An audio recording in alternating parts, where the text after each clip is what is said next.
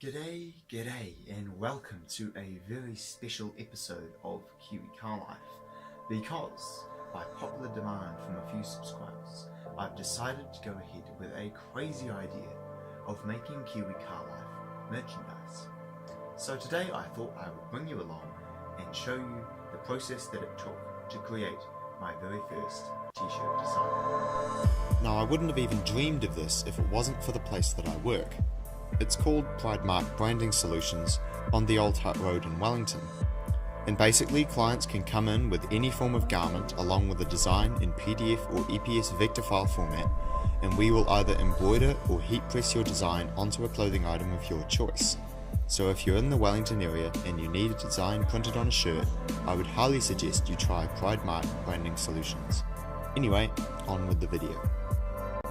So, I started by searching online for a photo of a car that I would have as part of my design. Now, I could have used my dad's blue Honda Jazz Sport, which I think is a really nice looking car, and it's kind of the mascot of my channel. But I also understand that not everyone loves the look of a late 2000s Jazz Sport quite like I do. However, while I am a bit biased towards the Jazz, I actually think that the latest Jazz RS Mugen also looks really stunning, particularly for a relatively cheap new car. I like the sharp angles as well as the design of the wheels and headlights. Also, hopefully in the near future, my dad will replace his car with one similar to this, so when I start to feature his new car on my channel, it won't look out of place alongside the merch design. So having settled on a photo with a high enough resolution to work with, I then used my effective, since I don't have Photoshop, but also very time consuming strategy for removing the background. Basically what I did is put it into paint and then fill in the background with a bright green, a colour I knew wasn't anywhere else in the picture. Then I put the photo into PowerPoint and set that colour to transparent, and it worked beautifully, but of course you could do it way faster using the pen tool in Photoshop. So then I moved on to how I wanted the car to look.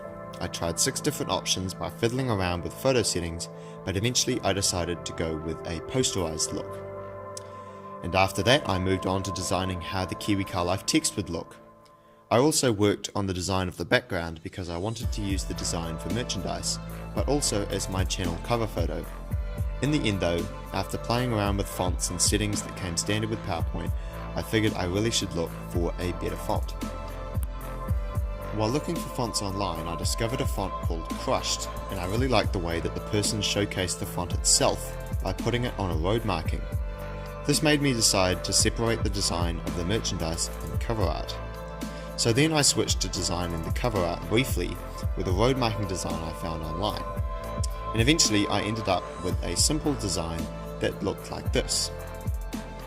I thought it was alright, but I ended up making a few changes later on which unfortunately I forgot to record, but essentially my cover photo ended up looking like this. Again, shelving the design of the merchandise for the meantime, I figured if I was going to completely change the look of my channel, I needed a new profile picture, because the old design no longer matched. I ended up with this, and again unfortunately I forgot to record the final changes, but I decided to add some KCL text which in turn finished the profile picture design. So, with a new cover photo and profile picture, which I hope you like by the way, I moved back to merchandise design. Because my cover photo had gone so far from my merch design, I decided to start over again. I added in the car and the text and changed the look of both utilizing my new font and design cues from the cover photo and profile picture. Then I created a contoured black background to go over the car and text, which would make it way easier to press onto the shirt because it would make it all one piece. Now unfortunately, for some strange reason, when I exported the finished product as a PDF, it only half completed the text, and when I tried it with my second favourite font, it completed even less.